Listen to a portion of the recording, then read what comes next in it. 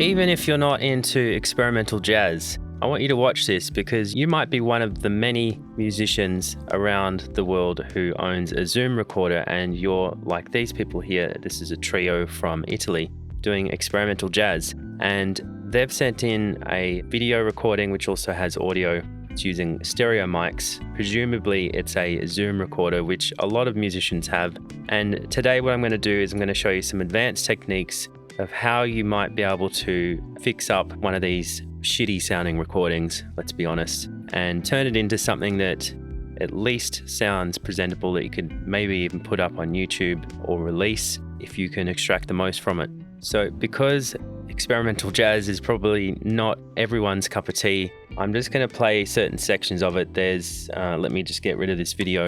So there's a spoken word section in the middle here over drums playing, and there's a few different instrument changes in there. It's complicated. So let's have a listen to this section here.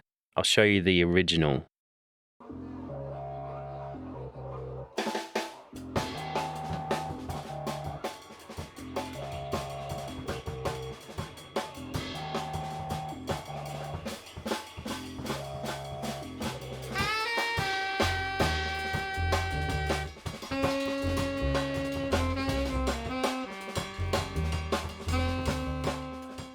If we switch back to the other one, this is what it sounds like.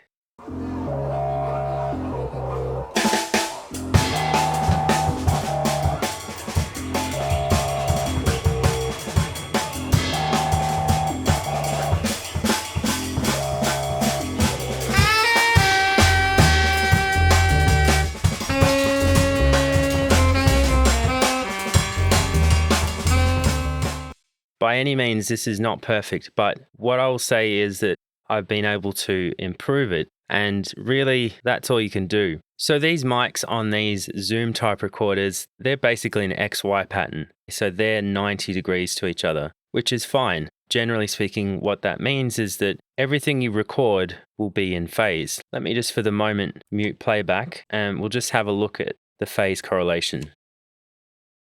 Okay, so this is the original. If it was 100% in phase, it would be over here, okay? And as we can see, it's over here, which means that it's extremely wide. And that's obviously the most wide it can be before we start having antiphase. So that's an issue. So we want to try to bring some of the elements from the outsides, the side information that is, back into the middle, particularly the low end, because that's going to give us the strongest phase. Okay, and if you have a look at my current mix and play through that, you will see that it's much closer to the 1.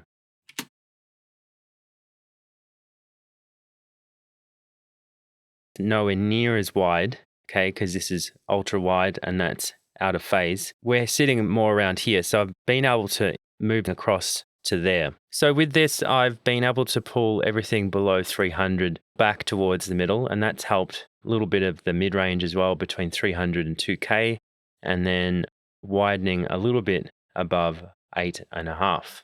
Some limiting just on the end, just to bring up the level, and also a little bit of compression as well, and I'm cranking the output, clipping it a little bit to get a little bit of extra level. What you can do, and what I've done here, is I've got the original, and I've made a few different copies of it. And so for different sections, I pulled out different parts. You can see here, both of these are actually drums. Very unusual for me to not color code these, but they're drums. Then I've got voice, okay, and then I've got bass synth, which is a feature early on, and then I've got saxophone. So with something like RX, you can pull out the drums. The way I've gone about isolating some of these is, say on the drums mid channel,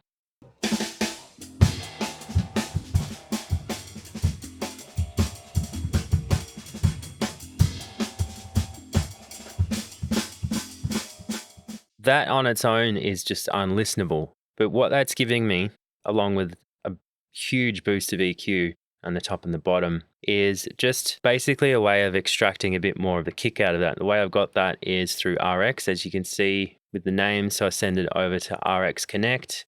From RX Connect, I'm able to use a module called Music Rebalance. And I might have processed it a few different times. You can see the last thing that I processed was the voice, and you might have to play around with these sliders to get the exact result that you're after. It looks like for the voice, I had to keep this other slider in because it didn't pick up all of the voice. And so from there, I was able to get this mostly isolated drum sound with a little bit of sax bleed and stuff in there. It sounds terrible on its own, which is why you blend it with the original. And on the original, I haven't actually done a lot. I know with H1N recorders, typically they're pretty crispy. So I filtered a little bit of that out, as well as using the smart band just to get a bit better tone overall. Same thing goes with the bass synth.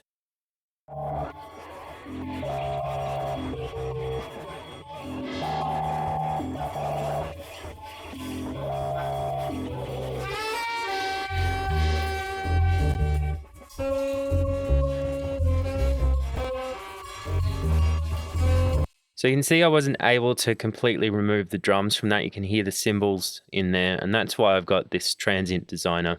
And basically, I'm getting rid of the attack from everything. The reason being is that you don't have a lot of attack on that synth. In fact, there is no attack on that synth, and that just allows me to isolate it a little bit. And as we saw from, if we go back there, so he was playing that on a keyboard in the beginning, and then he moves to the double bass.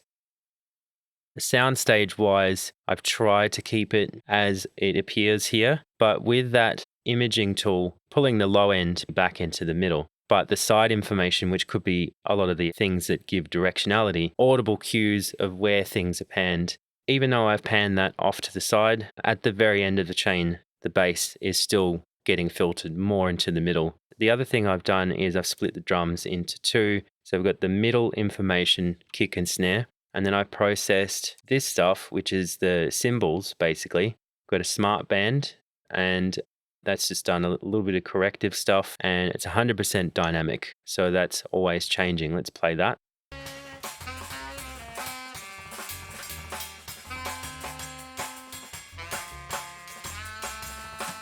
It actually sounds like that's completely unprocessed, in which case it is. It's just a copy of this. So I haven't tried to extract the drums from that. There is a lot of stereo information from the cymbals and things that I do want to keep in that. On this, I've actually done a bit of mid-side processing, and I've basically accentuated the side information. We're not getting all of the kick and stuff in that version.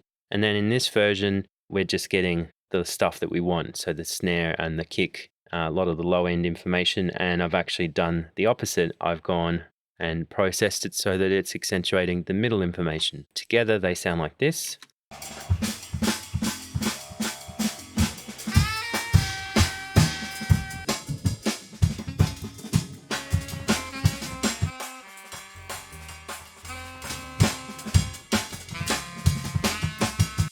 The other thing I should mention is that because of the way that the recording is set up, where you've got three players, we're kind of lucky to a certain extent because we've got saxophone over here and we've got bass over here. And what that enabled me to do was, from the original recording, we do have crossbleed between the channels, but we do have mostly sax in the right channel and mostly bass and stuff in the left channel, bass synth and double bass. So from that, I was able to steal the left channel, and from this is actually the right channel. And then I processed them independently based on what I wanted out of them. We already listened to that one. Let's listen to the sax. So with the sax, I had to play around with the settings in iZotope RX, but this is what I got.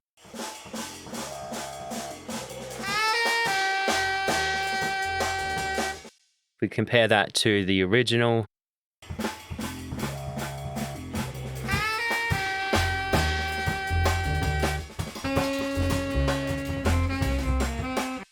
okay, and then all the rest of it's just about getting a bit of a fuller sound. There is a little bit of correction happening, and the other thing that I wanted to do was I wanted to give it some space. So what I've done is I've done a multiband split using Wave Studio Rack, and I've split it at around 4K. It took a bit of playing around to get this, but basically I ended up on plate C. The mix percentage is 17%, so fairly low.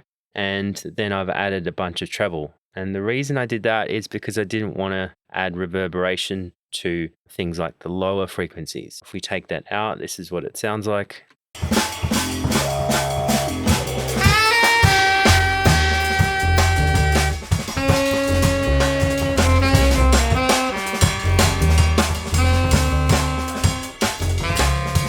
So what that does is it just de-emphasizes a lot of the flaws, because we got a bit more of a room tone, especially to the higher frequencies that are happening above that 4K, and they just provide a bit of space to the recording. It's a lot of stuff to get to this point, but hopefully you understand the philosophy. If you don't understand that, leave a comment. I hope you enjoyed this. I hope you get more out of your Zoom recordings. Don't forget to check out some of my other videos and also jump on to the Facebook group. I'm Daniel Jason Booth. Thank you for watching and happy mixing.